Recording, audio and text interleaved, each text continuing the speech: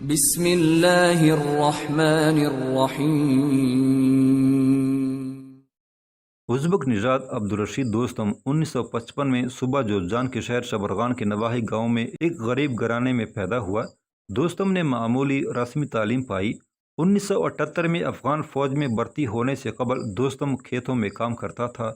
اس کے سر کے بال سفید ہیں اور اس کے بڑے بڑے جبڑے اور چندی آنکھوں والے چہرے پر کوئی کرشماتی آثار دکھائی نہیں دیتے اور شراب کا بڑا رسیہ ہے۔ دوستم شمالی اتحاد کا ایک طاقتور جنگجو سردار ہے۔ وہ 6 فٹ لمبا اور بڑے ڈیل ڈول کا مالک ہے۔ انسانی شکل میں ریچھ لگتا ہے۔ جب وہ ہنستا ہے تو لگتا ہے غرا رہا ہے۔ جنرل عبدالرشید دوستم ازبک نژاد ہے اور ازبک کے معنی ہے اپنی مرضی کرنے والا۔ ازبک اپنا رشتہ چنگیز خان کے منگولوں سے ملاتے ہیں، جن کی ایک شاخ شان بائک قبیلے نے 1500 میں جدید ازبکستان اور شمالی افغانستان فتح کیا۔ ازبک غصیلے، تیز ترار، جرأت مند اور باغی نوعیت کے ہوتے ہیں۔ اسی وجہ سے ازبکوں کی طاقت حاصل کرنے کی خواہش آج بھی پہلے کی طرح برقرار ہے۔ جنرل عبدالرشید دوستم کا خصوصی لقب دوستم ہے، جس کے معنی میں دوستی ٹپکتی ہے، لیکن دوستم نے مجاہدین پر مظالم کے پہاڑ ڈھا کر درندگی میں چنگیز خان اور ہلاکو خان کو مات دے دی ہے۔ اس لیے اگر اس کے لقب کے نیچے زیر لگا دیں تو 2 ستم بن جائے گا، اور تاریخ میں عبدالرشید دوستم نے مجاہدین کے ساتھ 2 ستم کیے ہیں جن میں مجاہدین کو بے پناہ نقصان اٹھانا پڑا۔ 1997 میں مجاہدین سے غداری کرنے والوں میں جنرل دوستم اور جنرل مالک دونوں شامل تھے۔ مجاہدین کو بے دردی سے شہید کرنے اور دشت لیلہ میں دفن کرنے میں اہم کردار ادا کیا۔ دوستم نے ان مجبور اور بے بس 8000 شہید مجاہدین کی ذمہ داری جنرل مالک پر ڈالی۔ قیدیوں کو یہ کہہ کر کہ ان کا تبادلہ کیا جا رہا ہے، ٹرکوں میں لاد کر کنووں پر لے جایا جاتا اور زندہ ہی ان میں گرا دیا جاتا۔ جو قیدی مزاحمت کرتے انہیں گولی ماری جاتی، پھر کنویں میں گرا دیا جاتا، اوپر سے دستی بم گرا دیے جاتے، بعد میں کنووں کو بند کر دیا جاتا تھا۔ بعض عینی شاہدین کے مطابق ہاتھ بندی قیدیوں کو دشت لیلہ لایا جاتا، پھر 10 کی قطار میں کھڑا کر کے گولیاں ماری جاتی اور کنویں میں پھینک دیا جاتا، اور یہ عمل مسلسل 6 رات تک جاری رہا۔ امریکہ کے دہشت گردانہ حملے کے بعد بھی دوستم نے اپنا یہی کردار ادا کیا، اور قندوز میں مجاہدین سے معاہدہ کرنے کے بعد ان کو کنٹینروں میں بھر کر صحرا میں لاتے اور ان سے غداری کر کے شہید کرتے اور اجتماعی قبروں میں دفن کر دیتے۔ 2004 کے شروع میں خبر آئی کہ امریکہ نے افغانستان میں جنگی جرائم کے مقدمات والی عدالت کے قیام کی مخالفت کی، اور اس کی وجہ اس وقت منظر عام پر آئی جب آئرش صحافی جیمی ڈوران نے جرمن پارلیمنٹ میں 20 منٹ دورانیہ کی film the Afghan massacre the convoy of death دکھائی، جس میں مزار شریف اور شبرغان کے قریب دریافت ہونے والی 2 اجتماعی قبروں کو دکھایا گیا ہے۔ ان میں 3000 کے قریب مجاہدین عرب اور پاکستانی مجاہدین ابدی نیند سو رہے ہیں، اور دونوں اجتماعی قبروں میں سے انسانی باقیات باہر ہی سے نظر آ رہی ہیں۔ مزار اور شبرغان دونوں علاقے ازبک جنگی کمانڈر عبدالرشید دوستم کے زیر کنٹرول تھے، لیکن اب 2006 سے مزار شریف تاجک کمانڈر استاد عطا کے کنٹرول میں ہے۔ یہ وہی عبدالرشید دوستم ہے جو اپنی سفاکی و درندگی میں عالمی شہرت یافتہ ہے۔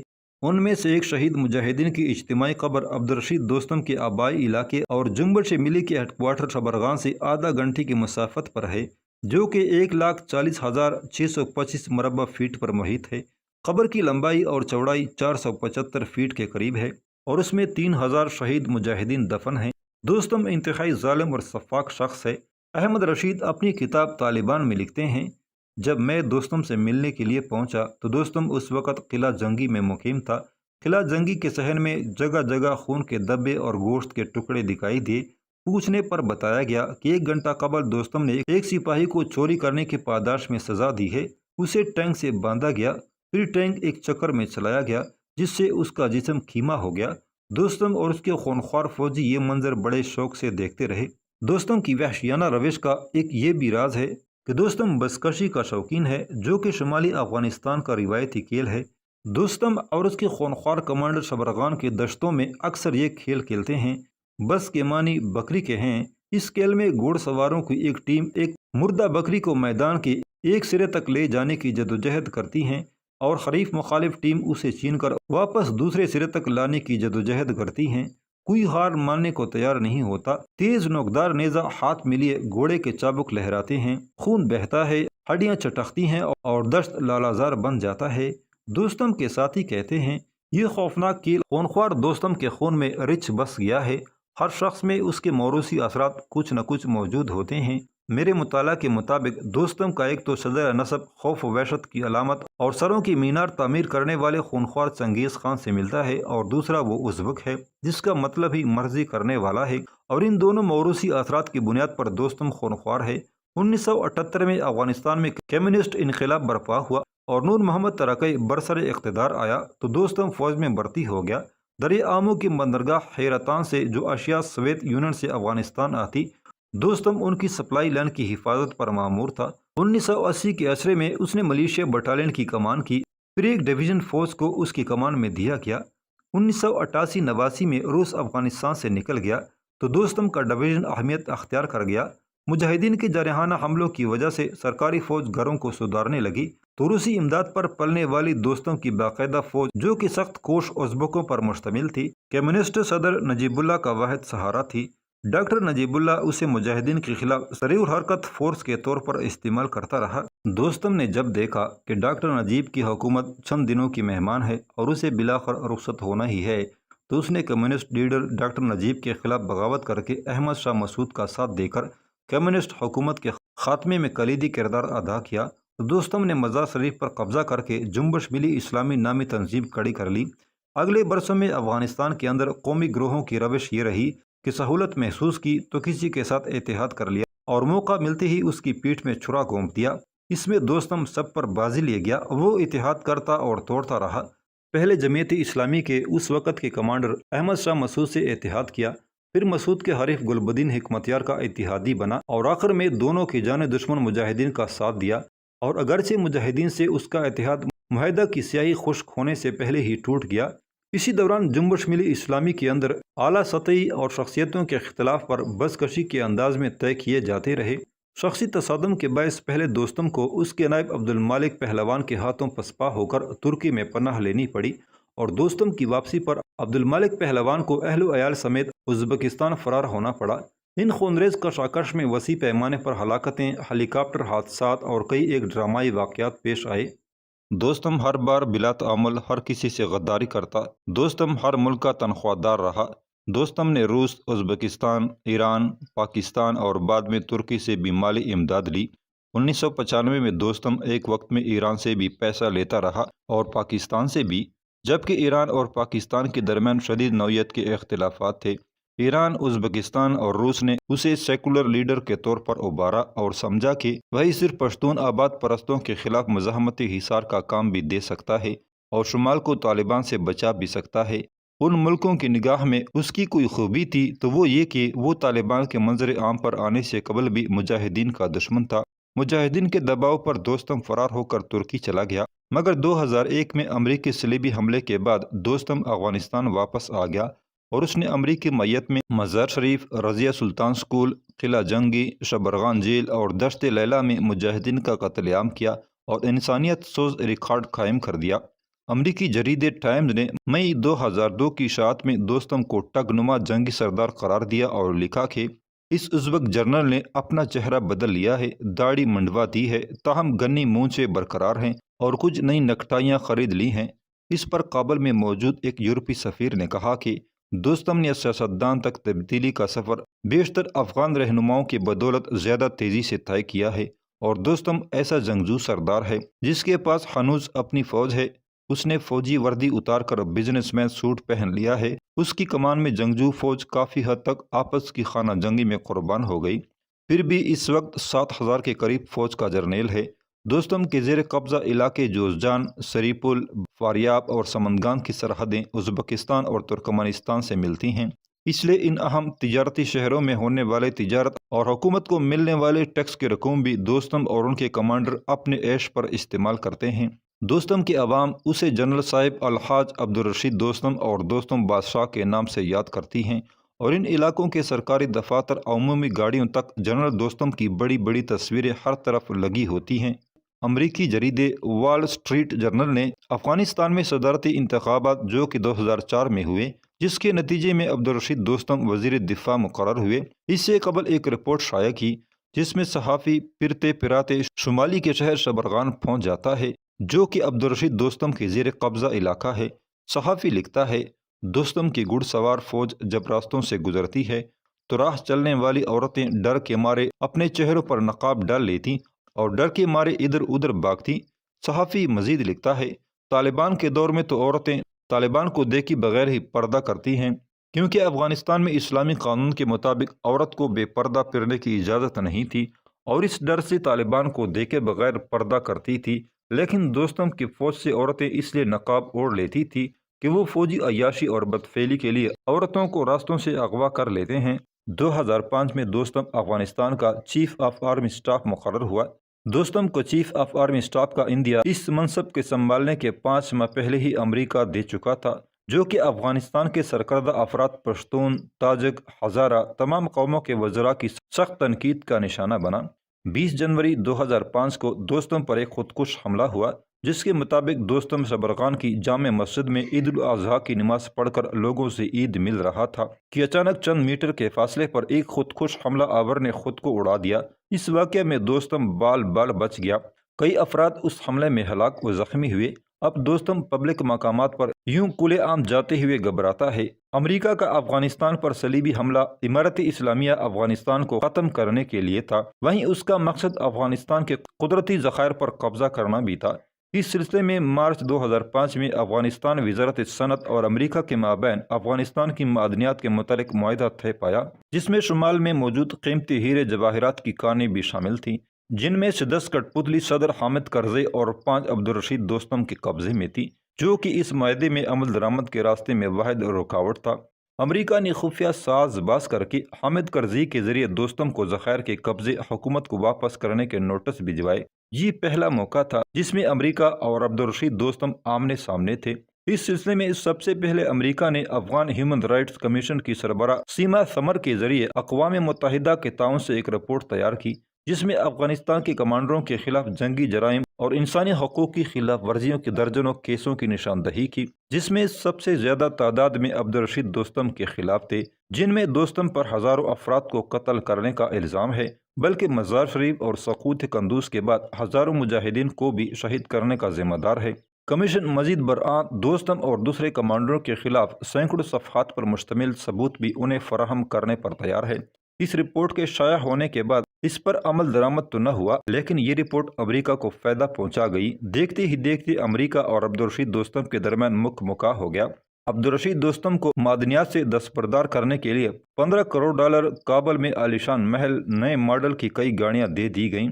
یوں امریکہ اس وار لاٹ کو شمالی افغانستان سے نکال کر کابل کی رنگینیوں میں لے آیا، لیکن امریکہ نے دوستم کو کابل لا کر اقوام متحدہ کے پروگرام DDR کے ذریعے غیر مسلح کرنے پر راضی کر لیا۔ یوں دوستم جس فوج کے دبدبے پر شمالی افغانستان پر حکومت کرتا تھا، وہ فوج غیر مسلح ہو گئی۔ ابھی دوستم اور اس کے خونخوار کمانڈروں کے زخم بھی نہ بھرے تھے کہ اس کی سب آخری قوت، جو کہ دوستم کی بنائی ہوئی پارٹی جنبش ملی اسلامی تھی، 7 اپریل 2005 کو مجبوراً دوستم کو اپنی ہی بنائی ہوئی پارٹی سے مستعفی ہونا پڑا، جس کی تصدیق اس کے نائب خونخوار کمانڈر جنرل مجید روزی نے کر دی ہے۔ یوں امریکہ نے افغانستان کے سب سے بڑے وار لاٹ کی قوت کو مکڑے کی جال کی طرح تروڑ مروڑ کر اپنے تابع کر لیا، لیکن امریکہ شاید دوستم کے گرگٹ کی طرح بدلتی وفاداری سے باخبر نہیں۔ دوستم کی زندگی اور درندگی کا ماضی و حال پر ساری بحث کے بعد تاریخ میں دوستم کئی روپ سے سامنے آیا ہے۔ کبھی یہ روس کی حمایت پر کمیونسٹ بن کر مجاہدین کے خلاف لڑا، پھر مجاہد بن کر کمیونسٹوں کے خلاف لڑتا رہا، مجاہدین سے ملنے کے بعد آپس کی خانہ جنگی میں باغی کے روپ میں نمودار ہوا اور مجاہدین کے ساتھ اتحاد کر کے بعد میں بدعہدی کر کے منافقت کا ٹیکہ اپنے ماتھے پر لگایا اور سب سے آخر میں امریکہ کی وفاداری کا طوق اپنے گلے میں ڈالا۔ گویا دوستم ایک وقت میں کمیونسٹ، مجاہد، باغی، منافق اور غلام کے تمام کردار ادا کر چکا ہے۔ یہ وہ تمام حالات و واقعات تھے اور عبدالرشید دوستم کی زندگی اور درندگی کے مختصر جھلک تھی، جس کی بنیاد پر طالبان قیادت نے اس خونخوار بھیڑیے کی خلاف کارروائی کرنے کی ٹھانی۔ اس لیے طالبان کے جنگی امور کے نگران ملا عبدالغنی برادر نے کمال فراست کا مظاہرہ کرتے ہوئے اپنے دستراز کمال شہید کی تشکیل میرے ہمراہ کی، جو کہ عبدالرشید دوستم کے آبائی علاقے شبرغان کی رہائشی تھے، اور پورے افغانستان میں طالبان کمانڈروں کو آلات حرب، اینٹی ٹینک مائن، گولیاں، گنیں، بارود، پرائما کارڈ اور ریموٹ کنٹرول فراہم کرنے کے ذمہ دار بھی تھے۔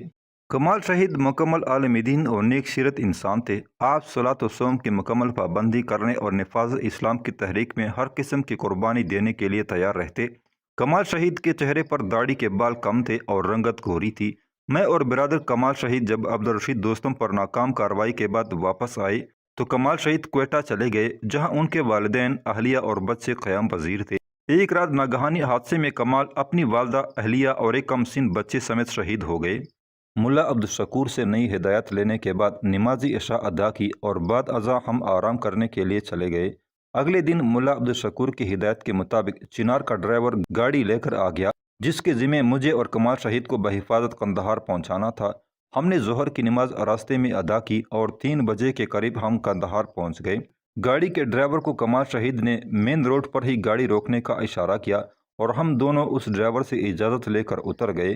مجھ کو قندھار میں ہی ایک محفوظ جگہ پر پہنچانے کے بعد کمال شہید نے اگلے دن کے لیے کابل اڈے سے کابل کے لیے ٹکٹ حاصل کیے۔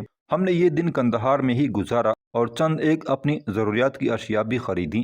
اگلے دن صبح 5 بجے ہم قندھار سے کابل کے لیے روانہ ہوئے۔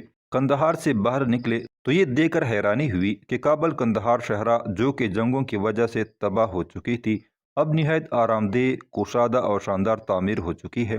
سڑک کی دائیں طرف قبرستان شہیداں ہیں۔ جب اس پر نظر پڑی تو آنکھیں آنسوؤں سے بھیگ گئیں۔